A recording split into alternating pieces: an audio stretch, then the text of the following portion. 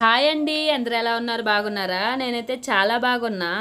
ఈరోజు నేను మీకు చూపించే రెసిపీ అయితే గోధుమ పిండితో అప్పడాలండి. చాలా రుచిగా ఉంటుందండి. చాలా సులభంగా చేసుకోవచ్చు. కరకరలాడుతూ కారంగా భలే రుచిగా ఉంటుందండి.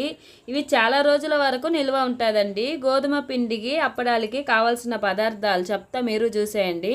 నేనైతే ఫస్ట్ 1 కప్పు గోధుమ పిండి తీసుకున్నా. ఆ 1 కప్పుకే చాలా అప్పడాలు వస్తుందండి. ఆ 1 కప్పు గోధుమ పిండి తీసుకున్న తర్వాత ఇంకా రుచికి తగ్గ సాల్ట్ వేసుకొని కారం కానీ వేసేసుకోవాలి. ఇంకా హాఫ్ స్పూను జీలకర్ర వేసుకున్న తర్వాత అది బాగా కలిపేసుకోవాలండి. జీలకర్ర బదులుగా వాము కానీ నువ్వులు కానీ వేసుకోవచ్చండి, మన ఇష్టం. ఇంకా అలా కలిపేసిన తర్వాత ఇంకా 3 స్పూన్ల నూనె వేసేసుకోవాలండి. అలా వేసుకున్న తర్వాత ఇంకా వాటర్, చపాతీ పిండి ఎలా కలుపుకుంటామో అలా కలుపుకోవాలండి. గట్టిగా కలుపుకోవాలి, వాటర్ పోసుకుంటూ అలా కలుపుతూ ఉండాలి.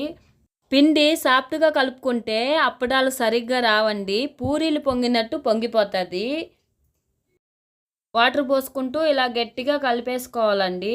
అలా కలుపుకున్న తర్వాత చూసారు కదా, ఇలా గట్టిగా ఉంటే చాలండి. ఇలా చపాతీ పిండి అలా ఉంటే చాలండి, ఎక్కువ నాననివ్వకూడదు. ఇంకా అలా రౌండ్ రౌండ్గా చేసేసుకొని పక్కన పెట్టేసుకోవాలి. అన్నీ ఇలా తయారు చేసేసుకోవాలి.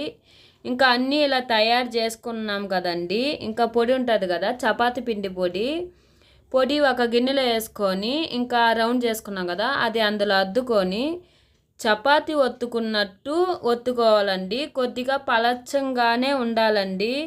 పలచంగా ఉంటేనే చాలా బాగుంటుందండి. చూడండి, ఇలా ఒత్తుకోవాలి పలచంగా. మందంగా ఉంటే అప్పడాలు బాగా రాదండి, పలచంగా ఉండాలి. ఇంకా ఏదో ఒక గిన్నె తీసుకోవాలి, గిన్నెనే గ్లాస్ అని తీసుకొని ఇలా అప్పడాల్లాగా కట్ చేసుకోవాలండి. మీకు ఎలా నచ్చితే అలా చేసుకోవచ్చు. ఏ షేప్లో నచ్చితే ఆ షేప్లో అయితే కట్ చేసేసుకోవచ్చు. ఇలా అప్పడాల్లా చేసుకుంటే ఇంకా కొంచెం బాగుంటుంది. అలా కట్ చేసుకున్న అప్పడాలన్నీ ఒక ప్లేట్ అయితే తీసేసుకోవాలి. ఎంత పలచంగా చేసుకుంటే అంత టేస్టీగా ఉంటుందండి. ఇంకా కడాయిలో సరిపడా నూనె పోసుకొని వేడయ్యాక ఈ అప్పడాలన్నీ అందులో వేసేసుకోవడమే. ఒక 5 నిమిషాలు మీడియం ఫ్లేమ్లో పెట్టి అలానే ఉంచాలండి. అప్పుడే తిప్పేయకూడదు, ఒక 5 నిమిషాలు అలానే వదలాలి. ఇంకా కొంచెం అలా ఫ్రై అయిన తర్వాత తిప్పేసుకోవడమే రెండో సైడు. ఎక్కువ మాడనివ్వకూడదండి, కొంచెం కలర్ మారితే చాలు. ఎక్కువ మాడనిస్తే టేస్ట్ అయితే బాగుండదు. కలర్ ఉంటే చాలండి, ఇంకా తీసేసుకోవడమే. చూసారు కదా ఫ్రెండ్స్, చాలా సులభంగా ఉంటుంది. నూనె ఎక్కువ లాగుతుంది అనుకోవచ్చు, నూనె అయితే చాలా తక్కువనే లాగింది.